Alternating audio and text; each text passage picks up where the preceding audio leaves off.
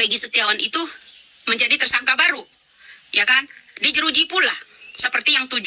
Nah, perjuangan ini bro, ya kita dukung orang-orang yang akan melaju ke sana, ya. Salah satu ada orang yang telah menghubungi saya, jadi saya membina, mengasihkan jalan petunjuk itu ya untuk mengusut kasus ini. Ya, kita ingin membebaskan 7 tersangka itu dulu. Ya, kita ingin membebaskan 7 tersangka itu dulu. Kemudian AF, Mel, Linda itu ada di tempat. Jadi mereka bertiga dikasih tugas. Ya, yang kesurupan asli yang pertama kali viralnya yang namanya agar dibuat film ini bukan Linda yang bergabung jadi kliennya Putri, bukan ya. Boleh tanya sama yang namanya kakaknya, ya. Boleh tanya kalian sama kakaknya Vina, bukan. Suruh tayang kembali, ya. Untuk kakaknya Vina, suruh tayang kembali itu orang yang pertama kali kesurupan itu, ya. Bukan Linda yang sekarang kalau kesurupan itu ada jadwalnya gitu, ya kan? Itu Linda yang sekarang itu kliennya yang namanya siapa namanya? Putri, ya. Klien yang namanya Putri. Ya toh? Nah, kalau kamu bilang cocoklogi itu banyak orang yang upload dulu, ya. Saya ikut-ikutan. Pasang tompel. Apakah dia itu seorang Lindahnya atau seorang ini? Sama masalah tompelnya dengan Linda. Ya kan, Linda yang dibayar untuk kesurupan itu. Ya, jadi itu. Banyak orang, kenapa? Memang saya berterima kasih sih sama Allah ya, subhanahu wa ta'ala itu. Kenapa? Dia ngunjuk saya. Dari banyaknya orang upload itu, hanya saya yang ditunjuk. Ya kan? Saya akan laporkan, saya dibilang cocoklogi, saya dituduh pembunuh. Ya kan? Saya tidak menuduh dia pembunuh. Ya kan? Cuma cocoklogi tahi lalat orang-orang itu ya, nemu di mana ya kan? Nah, seperti itu. Kenapa? Alhamdulillah Allah menunjuk mereka itu, menunjuk saya. Saya berterima kasih sebenarnya ya, karena cocoklogi itu. Maka kalian tahulah siapa Putri yang sebenarnya. Dari situlah, dari awalnya. Paham ya? Jadi saya bersyukur, berterima kasih sama Allah Subhanahu wa taala karena saya pilihan mereka untuk dihajar mereka. Nah, seterusnya habis cocoklogi mereka bicara begini. Ya, mereka bicara gini, ya. Widya menghalangi, ya, termasuk Hotman Paris, menghalangi penelusuran mereka. Saya tidak mau mereka menciptakan tersangka baru.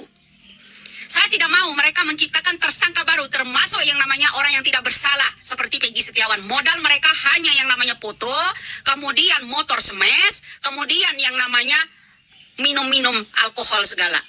Ya kan? Ya kan? Dibilang saya menghalanginya. Kalau saya tidak menghalangi mereka, ya, apa yang terjadi dengan Peggy Setiawan? Kuli Bangunan. Apa yang terjadi? Apa yang terjadi? Coba simak yang namanya video semalam ya, semalam. Ini masih Kompas ya. Kemudian ada yang ELC nanti hadir lagi ya.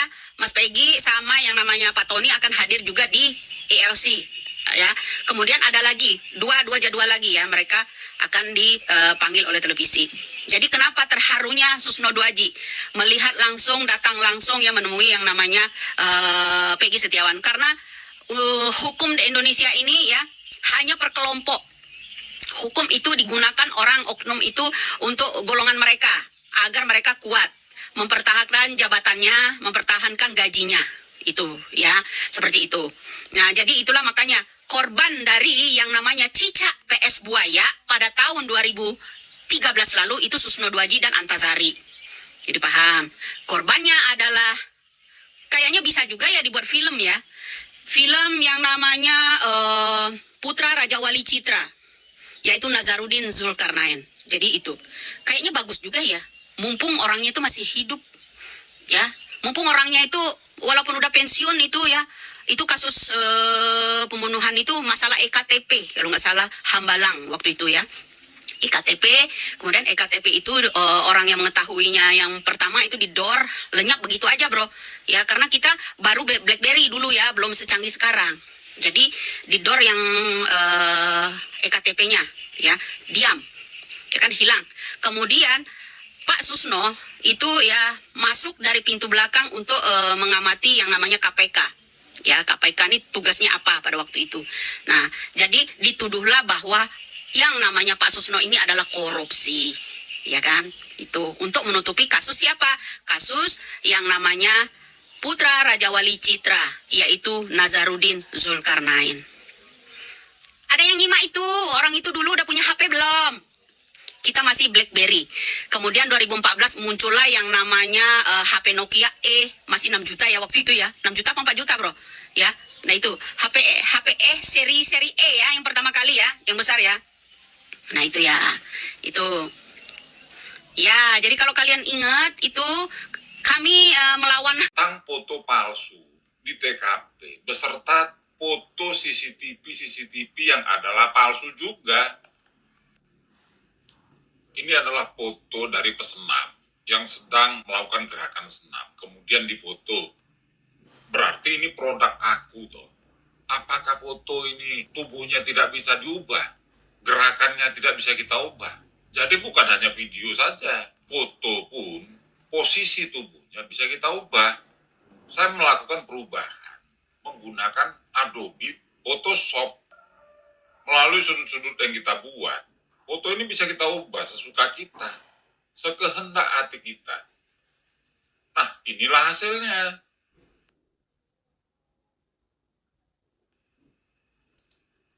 Kemudian saya coba akan mengubah foto-foto dari Google Street View. Ini foto aslinya. Nah, saya hilangkan. Apakah teman-teman melihat ada perbedaan dengan saya hilangkan dan sebelum saya hilangkan? Tidak ada. Kalau untuk orang awam tidak ada, nyaris tidak ada. Sampah-sampahnya pun saya bersihkan. Orangnya saya munculkan, sampahnya saya bersihkan. Foto ini saya hilangkan, saya cloning bisa dengan orang yang sama. Termasuk foto editan yang palsu ini. Helmnya saya ubah tuh, posisi helmnya. Dan saya dengan mudah untuk menghilangkan orangnya, menghilangkan bagian-bagian tertentu. Inilah yang disebut editing. Ada yang mengatakan, lihat saja perspektifnya dulu, Pak. Nah, kita tidak perlu melakukan proses untuk mencari perspektif. Dengan cara memfoto dari sudut angle yang berbeda, kita bisa melakukan pembuatan perspektif melalui Photoshop. Inilah contohnya, gedung Gerahasaba UGM, saya ubah posisinya. Tanpa saya melakukan pemotoan 2 kali. Mau apa saja bisa kita, mau modelnya kayak apa saja bisa. Nah, tentu dengan perubahan perspektif ini mengubah sudut pandang kita di mana kita sedang melakukan foto. Nah, ini gambar setelah dilakukan editing dengan pengubahan perspektif. Sedangkan ini gambar sebelumnya, malah kualitas gambar sebelumnya yang memang asli lebih buram dibanding gambar yang setelah diedit. Karena gambar yang setelah diedit itu saya melakukan editing, mulai dari penghilangan kabut, kemudian detailnya saya tingkatkan sehingga gambarnya lebih jernih. Nah, ini video yang saya buat di Boulevard UGM. Coba teman-teman lihat, dari ketiga video ini yang palsu yang mana? Yang pertama, tidak ada lewat kendaraan sepeda motor sama sekali. Yang kedua, 1 sepeda motor lewat. Yang ketiga, 2 sepeda motor lewat. Mana yang asli? Tentu teman-teman melihat, oh ini sama-sama asli ketiga-tiganya. Padahal itu di satu saat yang bersama. Bukan di saat yang berbeda. Perhatikan mobil Kijang Innova ini ketika akan menyeberang. Artinya itu di saat yang bersamaan. Yang versi pertama tanpa adanya sepeda motor lewat, versi kedua 1 sepeda motor lewat, versi ketiga 2 sepeda motor lewat. Jadi jangankan hanya foto, video bisa diedit. Bahkan saya bisa membuat satu video tanpa membuat video dengan hanya berhayal. Misalnya teman-teman bisa membuat menggunakan Blender, software Blender atau Unreal Engine. Nah, di sini saya coba nih, saya Unreal Engine 5 dari tidak ada apa-apa. Nah, ini videonya.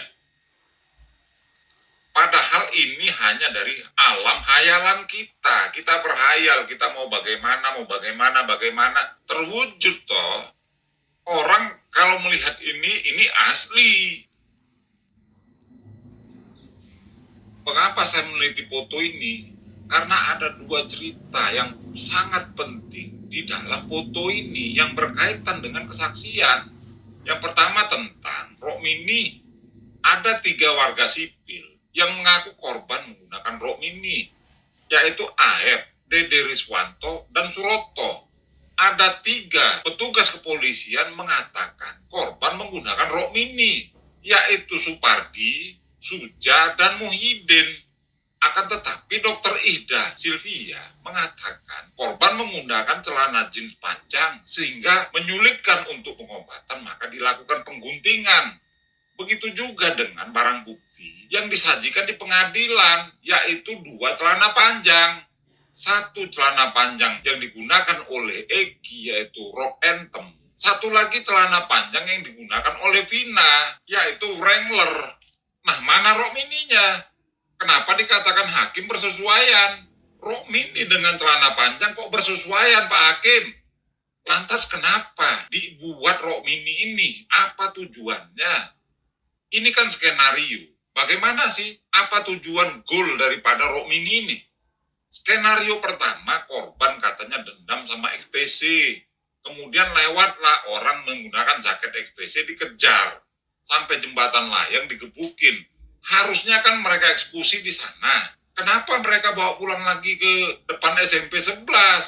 Nah, Rokmini inilah yang membuat mereka membawa lagi pulang. Mereka nafsu melihat pahannya Vina. Itu loh skenarionya. Jadi dibuatlah korban itu menggunakan Rokmini. Bukan tanpa sebab loh. Kalau korban menggunakan celana panjang, mungkin tidak ada nafsu karena menggunakan Rokmini jadi terangsang nih 11 orang tersebut sehingga membawalah korban kembali ke depan SMP 11. Itu skenario penyidik. Yang kedua tentang helm. Kenapa tidak ada rusak sepeda motor korban tapi kepalanya bonyok? Kenapa kepalanya bonyok tapi korban pakai helm? Ini kan dikatakan oleh Kadif Humas Polri. Inilah skenario penyidik bahwa terjadi pembunuhan pada saat itu kan.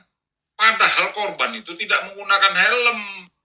Mengapa saya katakan STNK-nya tidak ada, apalagi KTP, SIM tidak punya, motor bodong, tidak ada plat nomor depan dan belakang. Ini kesaksian dari saksi Taufik sebagai polisi laka lantas. Tidak melihat adanya plat nomor depan maupun belakang sepeda motor tersebut. Anak polisi, geng motor. Untuk apa dia pakai helm? Apakah dia takut sama polisi, takut sama razia? Sedangkan plat nomornya aja tidak ada, STNK tidak ada. Terus dia pakai helm buat apa? Lah kalau dia pakai helm takut sama polisi, bagaimana dengan Vina? Kenapa nggak pakai helm? Kalau dia pakai helm tapi tidak punya plat nomor, apakah dia takut sama polisi? Saksi Rana mengatakan, korban berkelahi pada saat itu tidak menggunakan helm.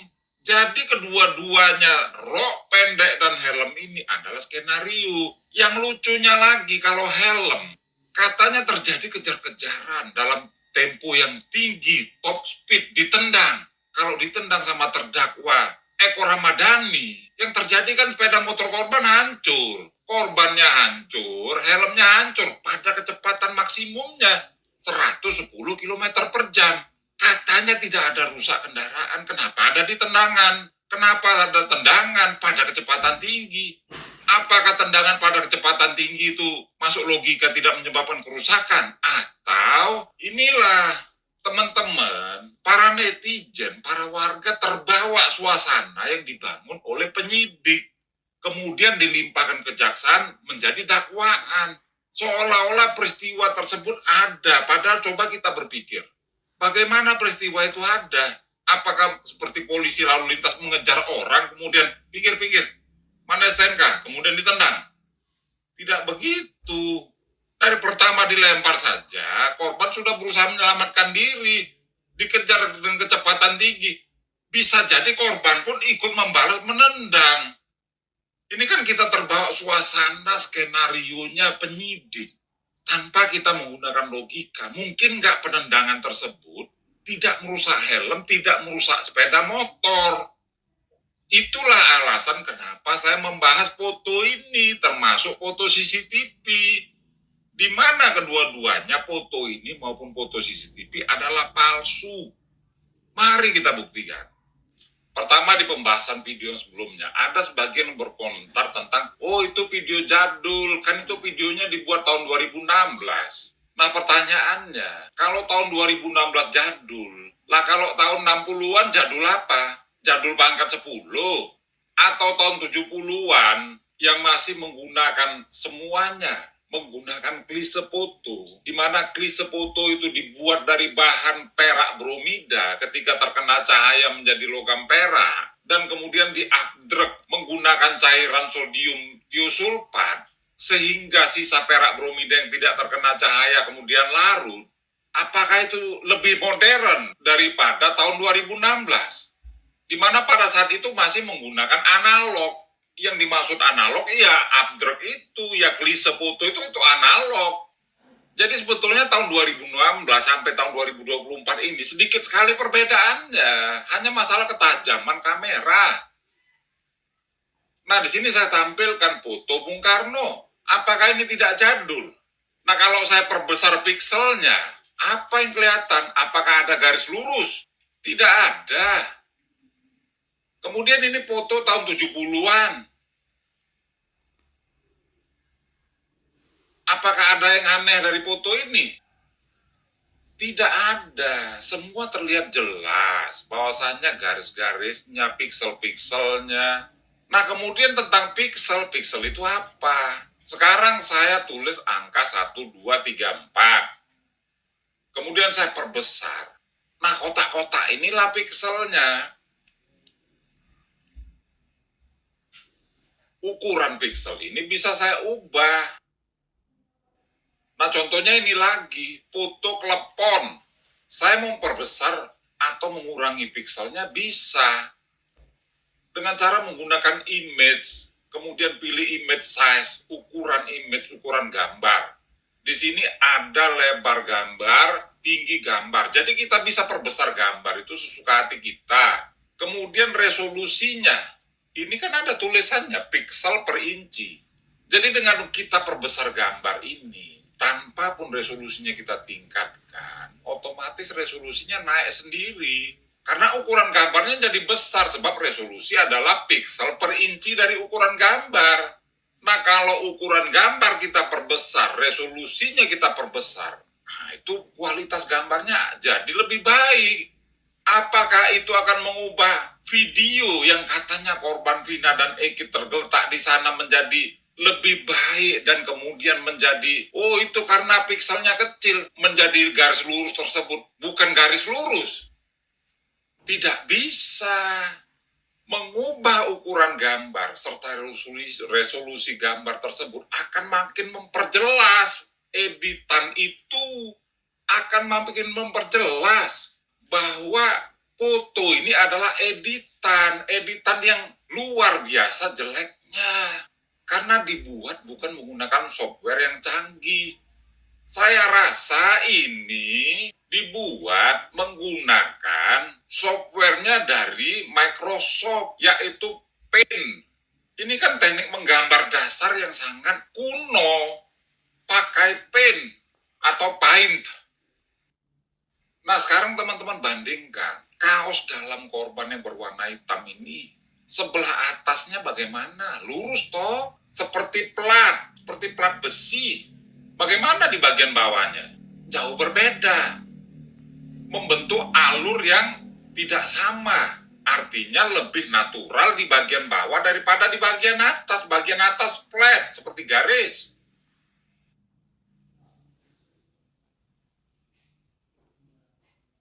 Bagaimana dengan jaket XTC-nya? Lebih parah lagi.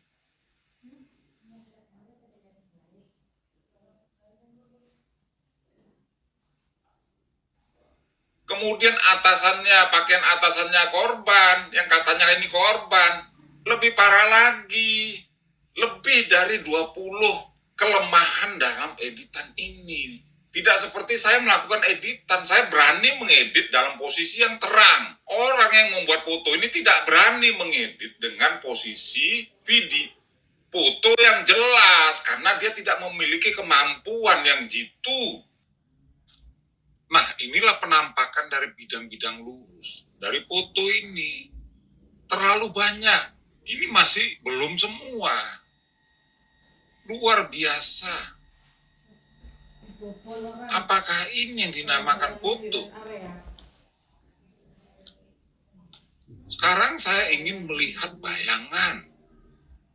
Nah, di sini ada kaki seseorang atau ada berapa orang itu bayangannya ke arah ke kiri.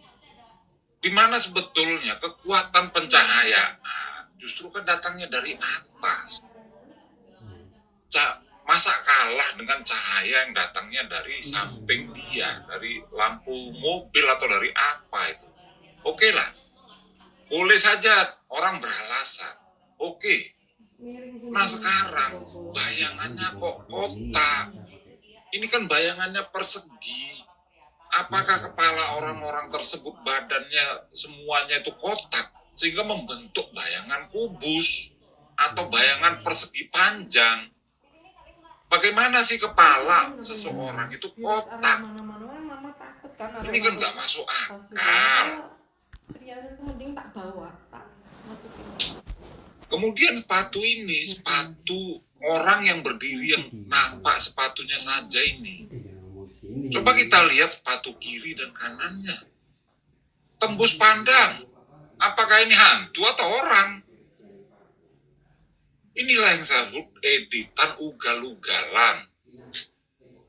Oh itu Pak perspektif. Waduh terlalu banyak perspektif Anda. Ini adalah cahaya. Cahaya itu adalah gelombang elektromagnetik. Itu versi fisika klasik.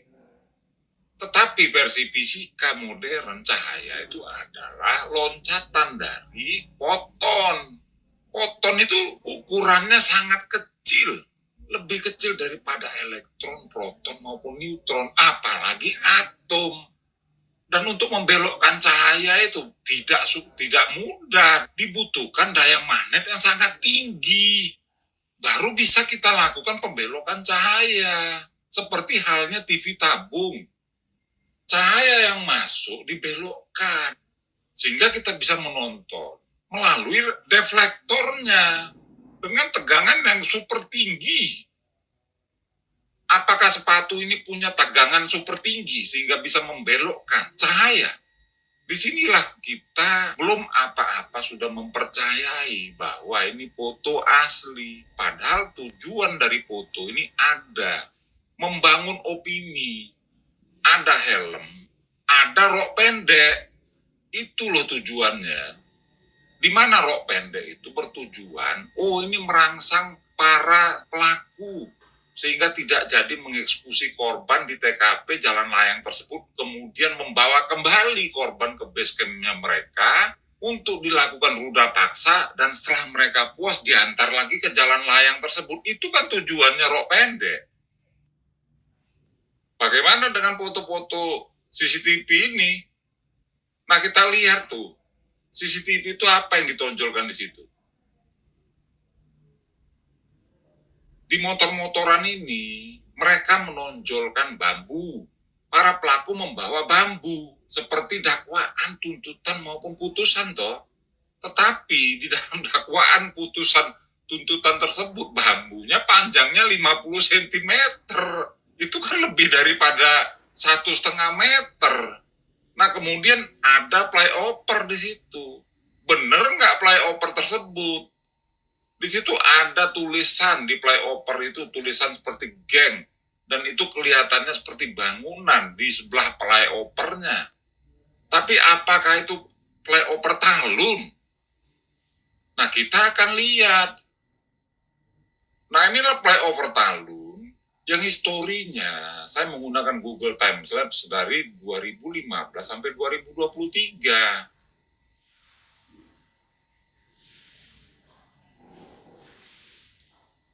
Tidak ada atap atau bangunan yang berdempetan dengan flyover tersebut. Artinya foto tersebut bukan berasal dari flyover Talun, tapi dari foto lain.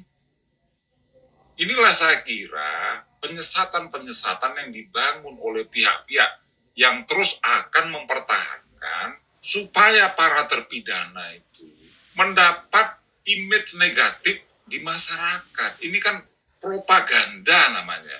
Seperti halnya Joshua Huta Barat. Dipropaganda seolah-olah dia sering ke diskotik melalui foto-foto yang adalah foto palsu. Ini pun sama. Ini propaganda untuk membelokkan opini publik yang sekarang sudah menganggap perkara ini adalah perkara sesat.